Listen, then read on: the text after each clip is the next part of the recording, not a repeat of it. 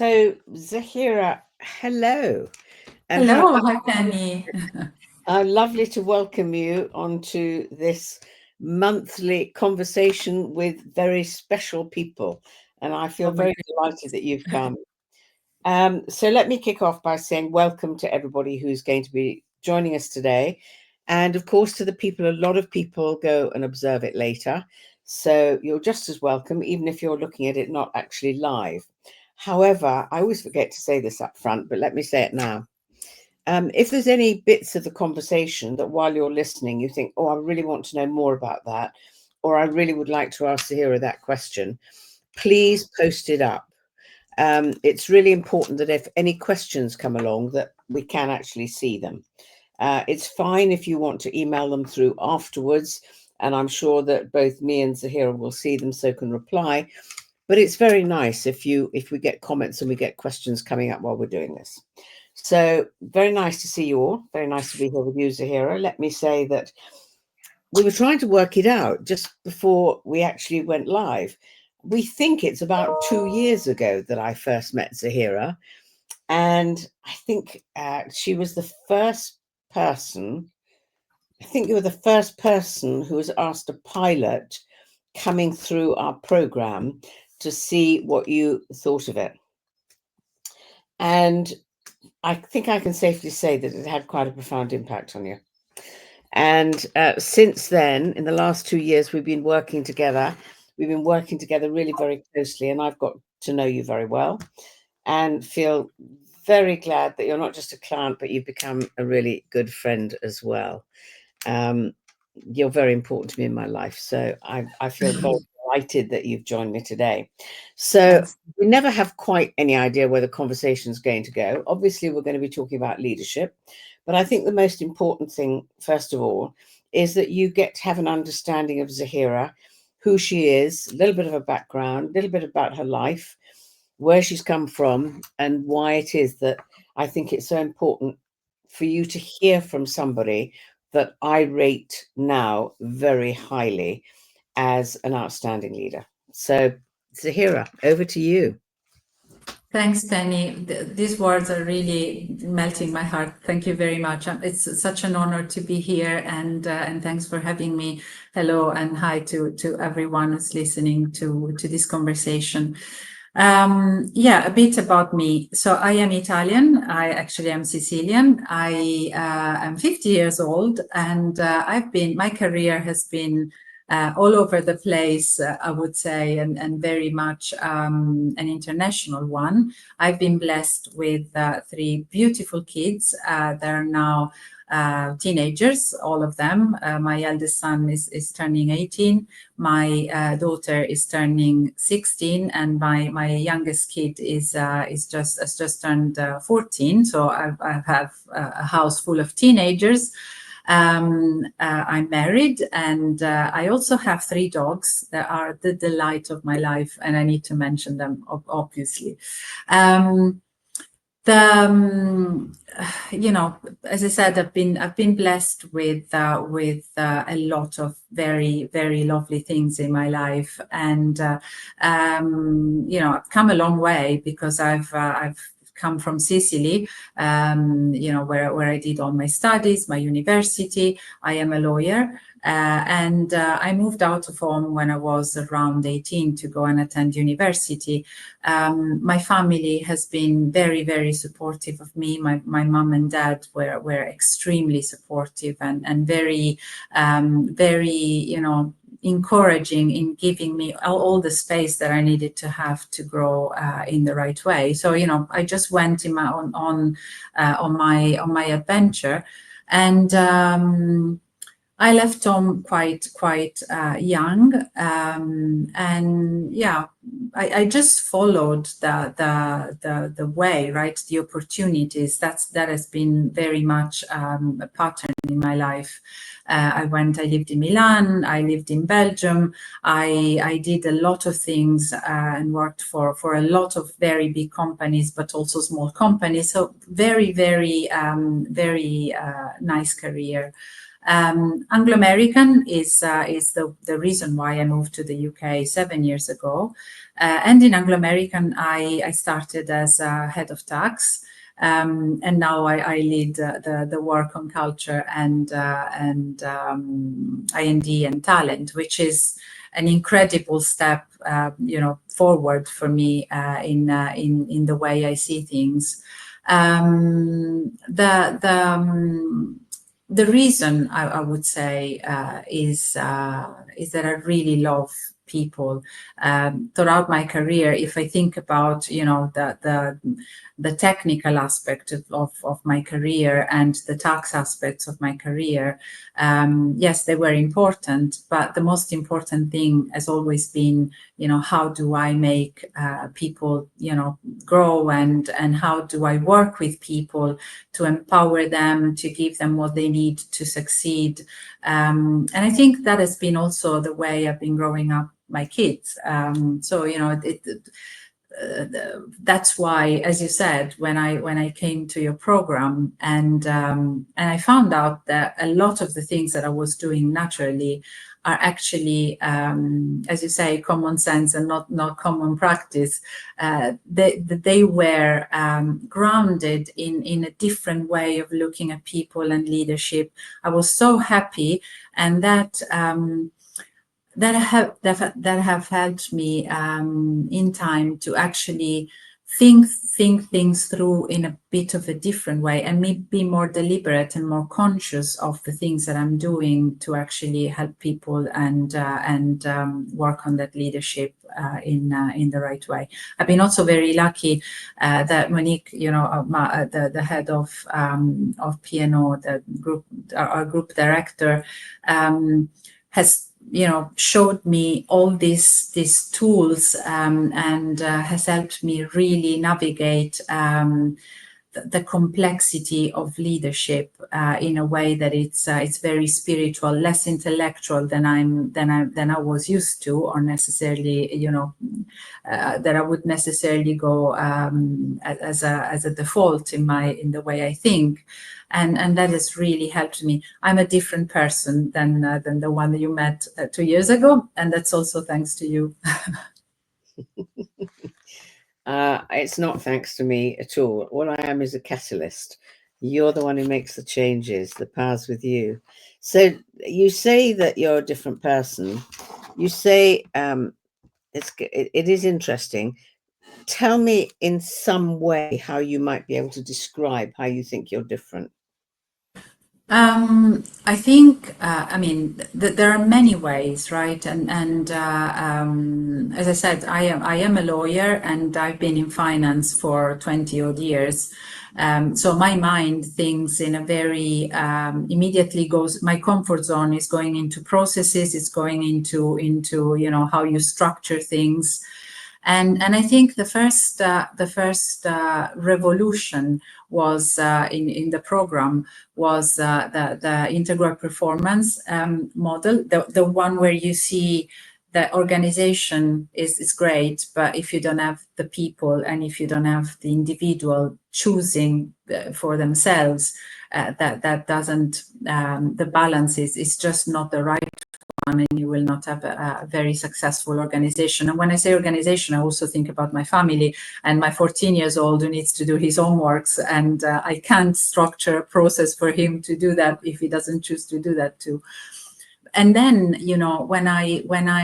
when you progress in the program, just trying to make some links there, and you go into the responsibility model, and you have that focus on, you need to become aware of those dynamics, of those patterns that you create, and you need to make a choice. That has been so absolutely revolutionary in my life, because as I said, I've lived for a long time just jumping from an opportunity to another, taking everything that would come to me, almost unaware, right? Almost because it was, it felt like the right thing to do. But that awareness and the power of choice, and that being deliberate in recognizing what is that's happening to you and choosing the way you want to go, has been incredibly powerful for me. That's real power. Yeah, it is interesting. And to see if I can explain it a little bit for people who maybe haven't done the program and are just curious what we're talking about. Um, when you talk about the integral performance model and you say getting the balance of organization and individual, so often what happens that we have seen in organizations if there is a problem in the, if you like, let's see if I can take an example. Let's say that you're getting lots of complaints, you're getting poor service fed back to you again and again. So it could be from people on the shop floor, it could be for people on the tills, it could be for anywhere. And so you're getting a lot of feedback saying the customers aren't happy, they don't like the way people talk to them, they don't think that they're getting quick enough service, whatever it might be. And if it's said loud enough and long enough and often enough, it nearly always comes back to the top team. And you can then imagine the conversations that go on at the top team along the lines of, well, why the heck have we still got this problem? We've got training, we've got people being treat customers, we've got people trained in this, we've got people how come this isn't working? And normally the HR person gets beaten up because it's not working as well as it could. Right, well, we better put in more systems just to make sure that people know exactly what they've got to do. And so another bloody whole system thing is going to be designed to come out to say, this is what you do, this is how you handle a customer, this is what you do to make sure that you agree, you're going to commit to dealing with a problem within an hour or whatever it is. And when you launch it, you can imagine the reaction from people. What the hell are they doing this? We've just had all this training. Are they saying that we need more training? You know, if you really think about it, if you think about all of those people at whatever level they are, if you ask them the question, do you know how to treat your family? Do you know how to treat your children? Do you know how to treat your friends? And of course, the answer is they do know how to. So what are you putting in training for? Because they know how to do it. The challenge is they're not doing it. So what is it you need to do differently? And that's nothing to do with processes and systems, nothing to do with it. It's how do you get people to take responsibility and saying, I am going to make the choice to treat the customers well. I'm going to go out of my way to treat my colleagues well. I'm going to go out of my way to make certain I give the best service I can. So when I'm asked to solve a problem, I do it as quickly as I can. The problem is when you put in process and systems, it's not that individual taking responsibility. It's the organization. And that's not where responsibility lies.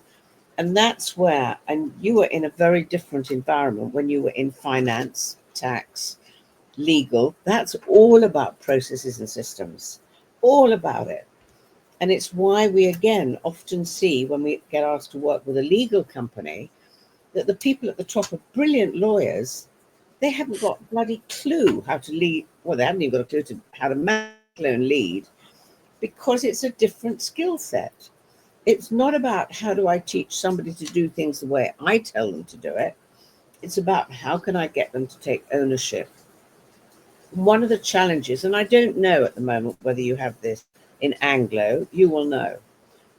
One of the places where you see so many processes and systems put in is all to do with safety. And when there's accidents or something goes wrong, another system comes in, another set of instruction goes out. And I challenge them. I say, is this actually a systems problem or is it a leadership problem? And in my opinion, not always, but in my opinion, 99% of the time, it's a leadership issue, not that. So that's just to give a little bit of clarity because I absolutely, agree with you. And I think what you're homing in on, which is responsibility, is absolutely fundamental. But I am curious because it's one hell of a jump to go from where you were legal finance. It's a hell of a jump to then to go into culture and everything. Now, you'd already made this step when I met you. Okay, you've taken on a bigger role now. But what is it that made you want to take that step in the first place? As I said, I am very passionate about people, but it's not just about people. I can really see how, and I could 2 years ago already, how you need to find a way to articulate where people need to go and clarify, make it clear for them what's expected, how to develop, how to go through a path that would bring them forward. And of course, if people go forward, if people develop, if people thrive, the organization thrives with it. You can put all the systems in place, but if there's no people operating the systems, nothing happens. So it's all about the people. And that has been very clear to me throughout my career. When I was dealing with governments or with my teams, what was clear to me at a certain point 2 or 3 years ago was that I had reached sort of a glass ceiling in my role in tax. Yes, I could have gone, as in my 7 years cycle in organizations from my job to a bigger job, and then to another bigger job, and then to another bigger job, to redo what I was doing all along, right?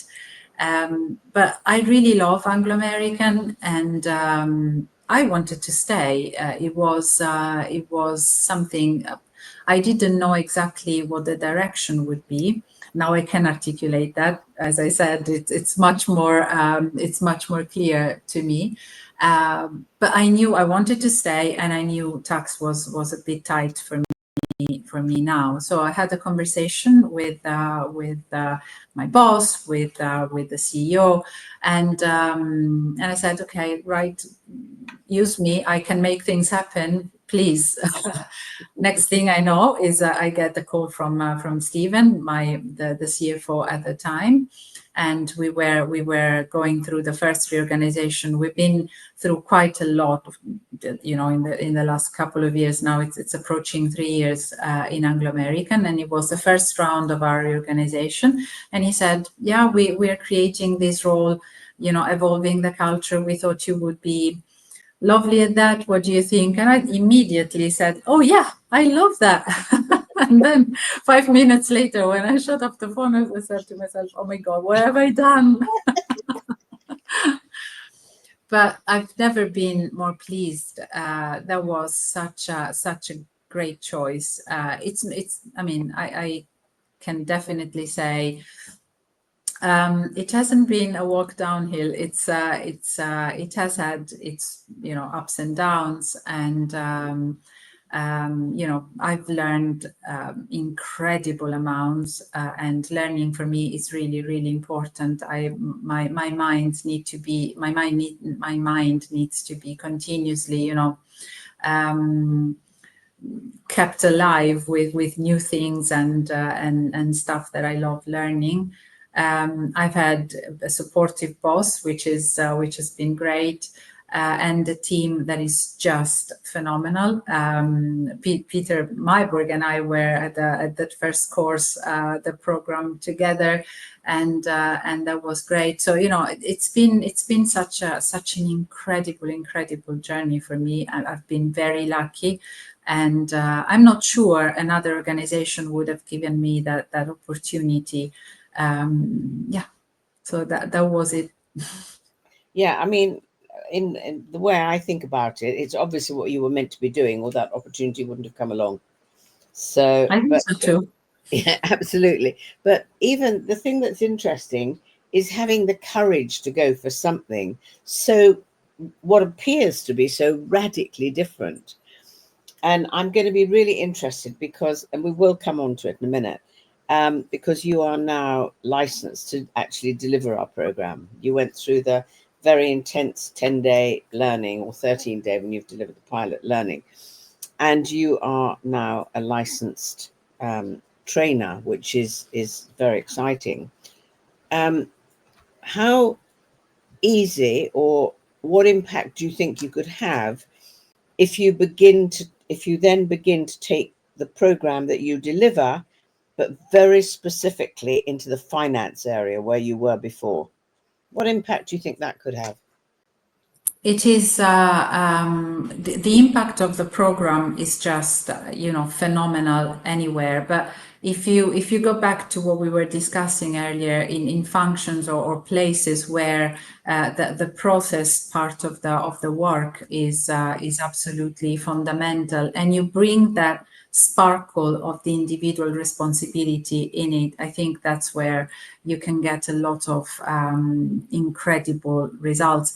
We're talking a lot in Anglo American about the importance of the right behaviors, the importance of taking that responsibility and making it yours, and really be guided by that sense of doing the right thing, looking at circumstances as just circumstances that are driving a choice, and the most important thing is the choice, right? And how you actually can drive people development, organizational changes, sustainable growth for the company, only if you have that balance between the two. You were talking earlier about safety, and of course, Anglo American is a mining company. Safety is our number one priority. We want people to go back home every night, or whenever they need to go back home in one piece and safe. And we need processes to do that. People operate machinery, so they need processes. They need to make sure they operate the process right. But if you look at the incidents, if you look at the things that have happened, unfortunately, in the company, there is always the thing that goes wrong is when people make the wrong choice. And explaining, getting people to understand, to get that awareness, as I was saying earlier, that the choice is yours, and that you can really make a change by making the right choice and not be guided by the sea of circumstances that you might be navigating. That is the most powerful thing. So I think that is has the potential to actually make wonders in people's lives and in organizations. Yeah, and I think it's right. I mean, let me ask you again. I keep coming back to this because I think it is interesting. Somebody who's had the amount of years you've had in literally the whole area of process and systems, your brain must work very powerfully in that way. Now, I know Yeah. this is not the right terminology, so forgive me, but it's easiest to use it saying that's more left brain, whereas the Yeah. people's more right brain. That's just a simplified, it's not accurate way of describing it. But you'd had 20 years in that very much structured process, left brain way of thinking. How easy did you find it to flip into something very different? I must say, and you can ask, but I will put you in touch with Stephen, the CFO that I was working with. That he always told me that I was a very atypical tax person, and that's absolutely true. So I was a more of a creative tax person than naturally, grounded to follow processes necessarily. So that has helped me. But it's been an incredible jump in the void, right? Because even even if you think about the comfort zone of the technical language, that has been my persona for all these years. I am still a very good tax person, and I had negotiations with governments. I could go and explain very complicated tax problems to boards in a very simple way. But that was a comfort zone, right? That was my area of comfort. And coming to this job and having to unlearn all that, having to speak a language that calls emotions, calls human behaviors and choices, has been an incredible journey for me. At a certain point, I really asked myself, do I really want to do this? Is it really what is it worth it? And the answer was absolutely yes. I think the impact that you can have on people's lives, right? When you look at this and you think about the sustainable change that you can bring in people's life, the development, the power that the empowerment that you can give to people, not just in your team, because this was something that I used to do a lot with my tax people. I like to say, and again, I will need to put you in touch with a few of them, that my main job was work with them and make them go out of their cubicle and in the business to become business partners. But that this job allows me to actually do it on a scale that is just unbelievable. If you would have told me 3 years ago that I would be in this position speaking to you today, I would have laughed, Penny. What do you understand by the word culture? What does culture mean to you? Culture means, I really like the definition that culture is the behavior you hold when people don't look at you, because it's easy to say we all look at culture like the set of behaviors that the organization sets for us, or our family, the place where we live sets for us. But it's again bringing the definition outside of your choice territory, while when nobody looks at you, when you feel free to be really yourself. That I think is the real culture, is when it's not something that is dictated to you. It's something that must come from you, from the inside of you. And I really like one of the other things that the program did for me was articulating really well the difference between beliefs and behaviors, and how you need to show who you are, what your culture is, what your values are. It's easy to tell that, to say that, to articulate that, but the real thing is show it. And I think that is culture for me, when you show who you really are, and what your true values are, and what your drivers are. Yeah, and I think you're absolutely right. I mean, if you've worked in quite a few organizations, how often have you been in an organization where the majority of people have the courage to be who they are, rather than put up the mask and come from persona? Not very often. I think when I run the programs, Penny, I always tell people a bit of a mask is we need to hug our masks, right? Because the masks they protect us. They are the shelter that we need to put in front of ourselves to actually almost explore the confidence and territory and the trust that you can actually give to people, up to a certain extent, right? There are places where it's easy to drop that mask, because you can see that people are genuinely interested in you as a person. There are places where in you as a person and in your contribution, right? They understand that diversity of thought is such a richness. There are other places where it's much more difficult to drop that mask, because you can really feel like people are expecting something, and sometimes they're really almost projecting a mask on you that you don't really recognize. And that is, I think, part of the work that we are doing in Anglo American, trying to make that mask something you could wear if you want, but also feel very comfortable not wearing it. We're not there yet, but that's the kind of work that we're trying to do. Yeah, it's really interesting. In my experience, the years that I've worked with clients, when we take people through the program, that very first exercise, when they have the opportunity to drop the mask and say who they really are, they can't believe it. They realize, and sometimes it's a team that's worked together for a long time, and suddenly they realize they didn't know the people in that team anyway. Suddenly, my God, I didn't know that you were like that. I didn't know you had that problem. I didn't know that you felt like that. I didn't know that you were low in confidence. I didn't know you were this, and it has such an impact. And yet people seem to be so nervous of coming forward and showing this is who I really am. And so the mask becomes so firmly in place and people just don't know them. And Mhm.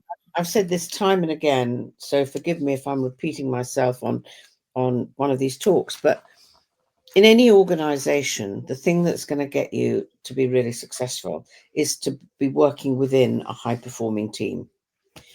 And often I had people come on programs and they'd say, "We are the team here." And I observe them and I observe the behaviors, and they can be very good. And they could be very good as individuals, but they're not a team. They're a group of individuals who happen to work together, but they're not a team. And unless you have trust as an absolute basis, you're never going to have a team. And if you don't really know the individuals you're working with, and I mean at a personal level as well as just this is what I do, but a bit more about this is who I am, you're never going to get that trust because they don't really know who you are. And it makes it really difficult, really difficult. Absolutely, and also makes it difficult to assume positive intent, right? It's like Yeah. whenever somebody speaks to you and the trust is not there, you just feel like they're trying to trick you, or they are saying something different from what they say, and I mean, it becomes that spiral of unwanted consequences that it's very, very difficult to break. And I think, getting to that place where you're willingly, dropping off the mask, where you're willingly showing vulnerability, where you show yourself for who you truly are, is where marvels happen. And when you truly listen to people, to their feedbacks, to what they want to bring on the table. My experience, and it's been through a lot of very different organizations, lots of very different teams, big, small, and whatever sizes. That's when you can really tell that you are bringing such value to the organization. And again, to your world, right? It's with your kids, it's with your families, with your friends. It's everywhere. You're leading. When you influence, you lead. And that's so true, because that trust, that entrusted environment brings out the best out of people, and creates fantastic outcomes. What are you seeing? You've now had, I don't know how many people, you've had quite a lot of people in Anglo go through the program. Do you reckon you can tell the difference, the people you meet who've been through the program and those who haven't? Absolutely. I think we start to see that sort of language, sort of creating a new set of words and language, proliferation around leadership, and connecting the dots with the work we're doing on culture, with our leadership framework, with the rest of the links that we are making as we go through the culture work, with the living leader, with the way we are actually showing the cultural change in our ways and in our teams and in our worlds. You can see the traction, the different, those haha moments that almost, create that web around, oh my God, that's why we're doing this and that. Oh yeah. And it all becomes very clear. We have still ways to go. But I think creating that community of believers, that community of people that are, aligned around the same language and around the same concept and around the same discoveries, is really, really powerful. Mm. So tell me, as you said, it's about 2 years ago that you came on the program. What made you decide that you wanted to become much more skilled, because if you go on the 3-day program, you take that much. If you go on the other one, you take this much, and it's a huge commitment of time. What made you decide to go ahead and say, I want to be a trainer, I want to deliver this program? I could really feel like I was just scratching the surface, to be honest. So I didn't know at all what I had to expect from the CLP. But if there were, I mean, I really felt I was scratching the surface, and I felt like the world that would open to me if I would become more proficient and more understanding of what the dynamics around the program were, would have been just incredible. And it was, to be honest, as I said to Trish, to Tash, the CLP is just the best leadership program I've ever been in my whole career. It's just amazing. So it was not necessarily, a choice that I made because of one of the elements of the program. It was that understanding that I wanted to do more, and that I wanted to bring this in the organization. I think a lot of the power of bringing it into the organization with trainers that are from the organization and can use examples that come from the organization, can almost mix the slang of the organization with the work that you do when you deliver the sessions. And I've seen that happen, right? It's just incredible. People take so much from having somebody in their own organization delivering the program. So it was an intuition, and thank God I followed that intuition, absolutely. So tell me, what was your experience of delivering your first program, your pilot program? I was scared, like crazy scared, but it was incredible. And I must say, every time you deliver the program, you learn something new. You're like, oh yeah, right. I did. Oh yeah, okay, get it now. It is amazing. And you're right. I know we talked about this. The program seems to flow, from you, uses you as almost as a tool to be delivered. It's incredible. You get into a flow, and stuff come out of you, and they're just the right things to say in that circle of people, just to make the trust more real, just to make the examples more clear. It's amazing. I really love to deliver programs.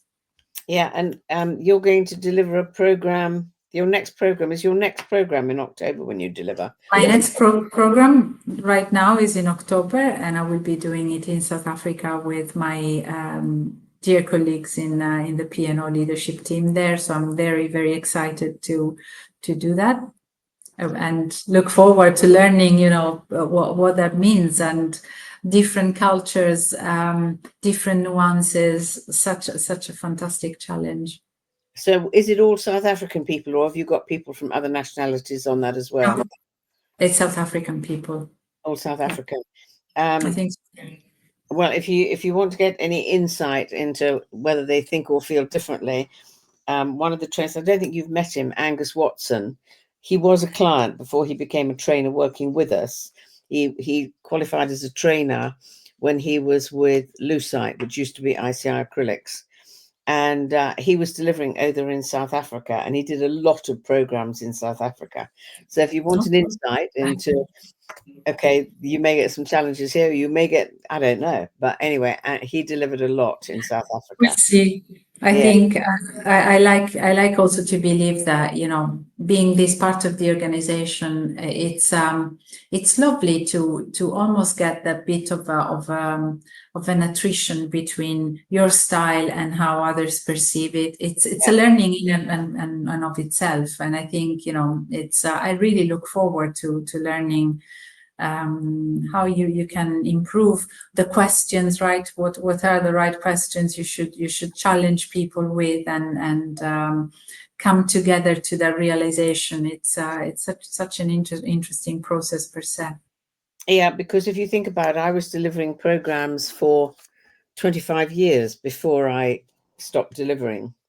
And as you say, I never stopped learning, never stopped learning, and sometimes somebody had asked me a question and you didn't even think about the answers. They just formed in your head and came out. And I describe it as once you get into a certain place, it's almost as though the program runs through you rather than coming from you. But I can tell you some of the pilot programs have been interesting. Emma, who, as you know, is my managing director and also my younger daughter, when she first qualified and she ran her first program ever, she said, oh my God, she can still remember it, day one. Okay, what have I got to do up to coffee break? She'd have her notes that she could quickly look at. I had it printed too. Trying to follow. And then my first session lasted like 5 minutes, and Tash was like, we should probably, then you made up, right? But you were a bit nervous in the first one. No, absolutely. It's amazing, but I could really sense what you're saying, right? You go into a zone, and then things just become calm, and you just let it flow through you. It's just amazing. Yeah, you almost don't need notes, or you don't need, I didn't use notes, of course, the last years, but Emma said literally she'd get to coffee break and then be, right, what do I need to do between now and lunchtime? What are the links I need to remember? Blah, blah, blah. And then she'd get through every bit.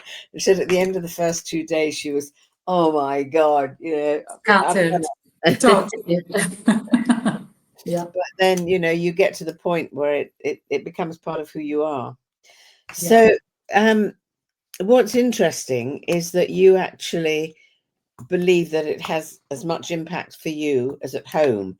And gosh, having 3 teenagers at home, that's quite something. I don't know if they've been through the terrible teens or how they are, but two of them are fine. The last one is my challenge, I would say, my big love and my big challenge. So what Terrible impact, in learning what you learned on the program, what impact has that had on your home life? So first of all, speaking about my kids, Samuele did the Future Leaders program just after I did it, and because I just wanted to share with him that fantastic set of tools, and that was such a success for him. But for me, as I said, I've always really very much believed in the power of making people, owning their own choices. I couldn't articulate it as I can articulate it now, but I've never thought of my kids like they are mine. I've always thought about my kids like if they are human beings, and my role has always been to help them investigate the best way for them. But after the program, the power of being very deliberate, very, very present with the choice and with the reactions. And as I said, my last one is my challenge, and is my challenge because it really triggers me very, very profoundly. So it's very difficult for me not to snap when he does his thing, and or he presents me a business case on why he wants to become a fisherman in one remote island in Salina, right? So that's a kind of terrible thing I have at home. But it's, as a parent, you just want to teach them, to tell them not to do your same mistakes. You want to give them your roots, and I think that the program has really helped me not become a perfect parent. I'm far away from that, but at least just take a step back and ask myself, is this really what you want to do now? Just try at least try to bring him to do stuff. So the type of conversations I'm having with them are quite different than the one I was having before. Yeah, yes. I think that's hilarious if he's really coming up to you and giving you a business case as to why. Yes, he is. You should meet him. I will make it happen, Penny. I know. He's an interesting chap. Yeah. I think that's absolutely hilarious.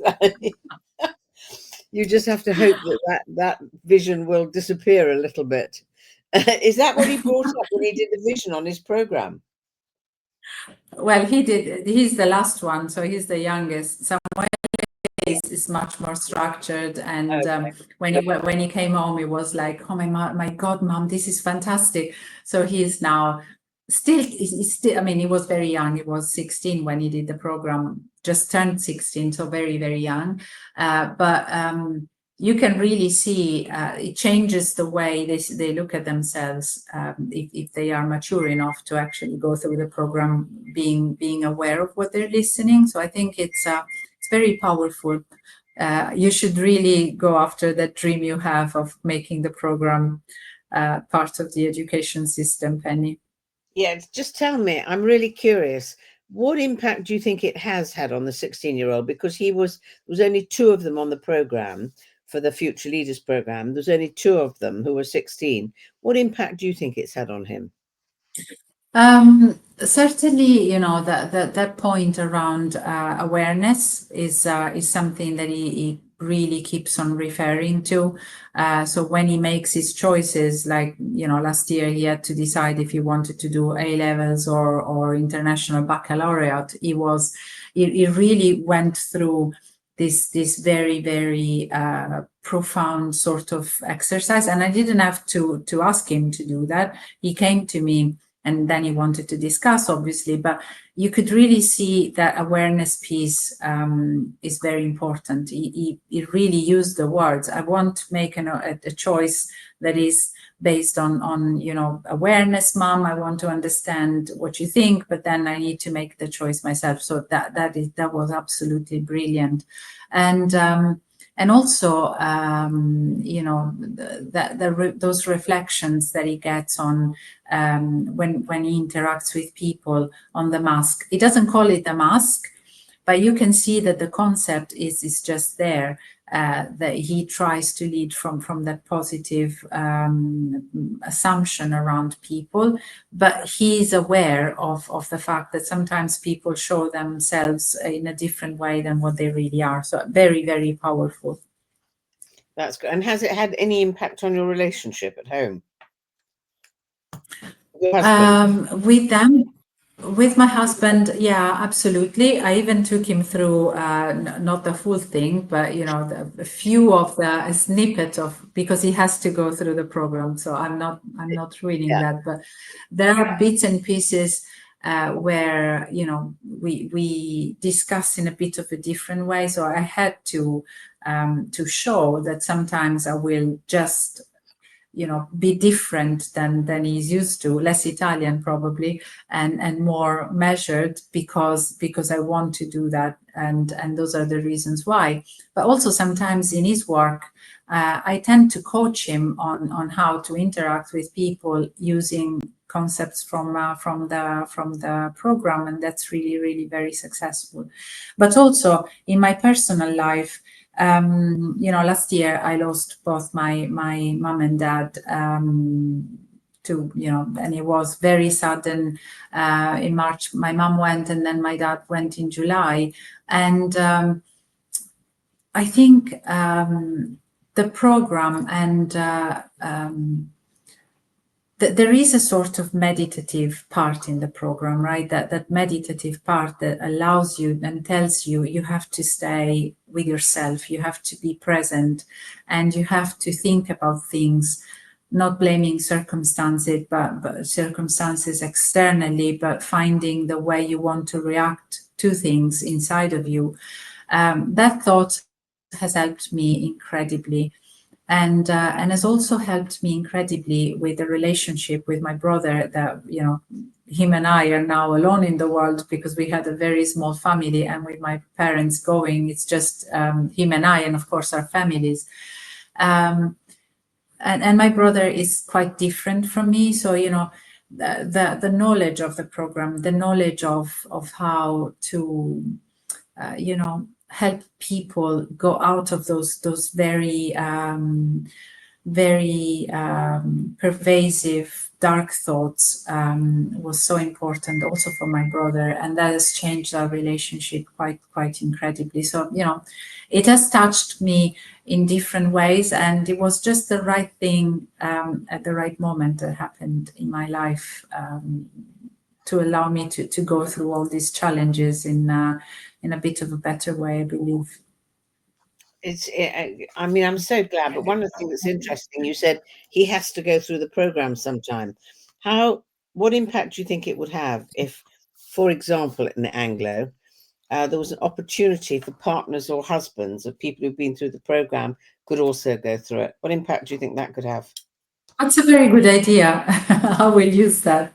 I think the impact, I mean, it would be lovely and absolutely something to think about. What you know, discussing with my colleagues who've been through the program, and you know, we now have a few certified trainers as well going through the CLP. There is a lot of enthusiasm around bringing the program at home. You can really see the value of that. So I think it would be fantastic. It's interesting. We did have quite a long time ago, we did have a client who did that. And I think the 3 people in the company who were trained, was it 3 or 4 of them? What they did was each of them volunteered to run a program over weekends, so a Saturday, Sunday, and then 3 weeks later, the day 3, they were doing it, and they were doing it. So they bought the licenses, and then the trainers were giving their time for nothing. And then they were giving it to the partners or the husbands or the wives of the program. And that was really Great interesting. idea. Yes. Thanks for that. Okay, you've talked very, very passionately, and it's lovely to hear it about awareness, about choice, about responsibility. What are any of the other really key bits that have resonated with you from the program?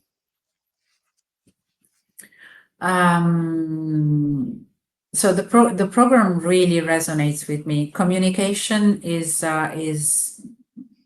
you know, what was an incredible aha moment for me, learning how we think we communicate and how we actually come across, again, that difference between belief and behavior. The belief you have about yourself and what you show with your behaviors was incredible. One of the things or one of the ways in which my brain works is continuously you know, work with new ideas and work, you know, really try to collaborate. In my view, my belief was that I was collaborating with people, you know, until the cows came home, but that how people used to perceive me was, and probably still do, was that I'm very overwhelming because I keep on putting stuff on the table. And, you know, that exercise that you do during the program where the trainer observes you and looks at the way you behave, your communication behaviors display, was like, whew, oh my goodness. So I was, Peter Myberg, my dear friend and colleague, was there with me. And then he looked at the outcome of the observation, and he said, "Yeah, I've been telling you that you're very overwhelming." So, and that was fantastic, right? That's also awareness, and I try to control that. I don't succeed all the time, but you know, I at least now I know, and I tell people, if I'm too much, please stop me, and I would be very grateful if you stop me, because it's just when I go in the flow and I'm very happy about the things that I'm talking about, I can start, you know, and be a bit too much. It's good. The other thing was the Johari window, so that concept around the blind spot was very powerful to me. So the you know, the Johari window has those 4 quadrants, and you have stuff that you just show to people when you lead from character, and then you have the hidden, the stuff that you just want to hide behind your mask, and then you have your blind spots and the things that you think nobody notices about you, but everybody notices, and you're just like, Okay, right. So I've been acting like a fool. Again, it's all about awareness, Penny. For me, ultimately that's the biggest thing: becoming aware of who you are, how people perceive you, how you can change that, and how you can align the belief you have about yourself with the behavior you display in the world. Is such an incredible, empowering thought for me, and what makes me happy is thinking about teams where that can happen openly, right? Where people feel comfortable having that conversation. Stop, you're being a bit overwhelming. Can we please go back and start it all over again? And just imagine the power of that if that happens, and if that happens in the right way. Yeah, it's never easy in a way when I think people are promoted, and they're nearly always promoted in such a way that it doesn't matter what position they're in, but say it's a salesman, they go home on Friday as a salesman, they come back on Monday as a manager, and there's meant to have been some sort of instant osmosis over the weekend. And everything in you feels, I've got to know everything. I've got to be able to make all the painful decisions. It's all down to me now. Yes, I've got my team, but it actually drives you in a way. It creates the belief that that's what you have to do. And that doesn't help at all when you begin to recognize, no, no, it's actually the complete opposite. And it's not easy because if people don't get given the opportunity to understand before they take on a new role, then it's really not tricky. So would you ever go back to tax and finance? What a question. No, I don't think I would. I don't think I would because now I'm very aware that that it's almost a pathway I'm following, and I really, no one can take that expertise off me, and I want to see more things, not go back to see all things. I think it's easy for people to retrieve into their comfort zone, and I don't want to do that. I want to keep growing, keep learning, keep just be out there, and use everything I've learned to actually make the world a better place. I always say to my kids, we need to change the world and make it a better place, leave it better than we found that, and I really want to role model that for them, while I'm alive. And that's special. So we've only got a couple of minutes left. So I'm now going to ask you just one really quick question. Let's assume that we've got quite a lot of people who are watching this or going to watch it later, whenever, who've never been through our program. If you could say to those people one thing that they could do differently or do more of without having experienced the program, just one thing said, if you could do this, it would make a difference to your life, what would you tell them to do? I would tell them to get into the habit of asking themselves powerful questions like, what am I assuming? Why I am so absolutely terrified about this next thing that I have to do? What if I wasn't so terrified about the next thing that I need to do? What would be the first thing that I would do? Those questions are everything. And the question that you told me, Penny, what are you assuming, is so incredibly powerful. It helps unriddle all the stories that the mind tells us to scare us to death. And I think that is really, really powerful. Has been very powerful for me personally.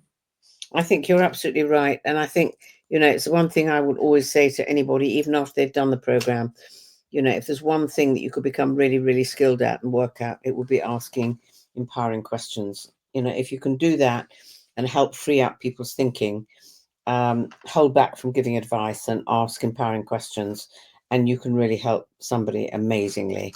And start with yourself, right? Start with yourself. Yes. Sometimes we are our worst enemy, and we assume stuff. They're just never gonna happen, right? It's just risk after risk after risk.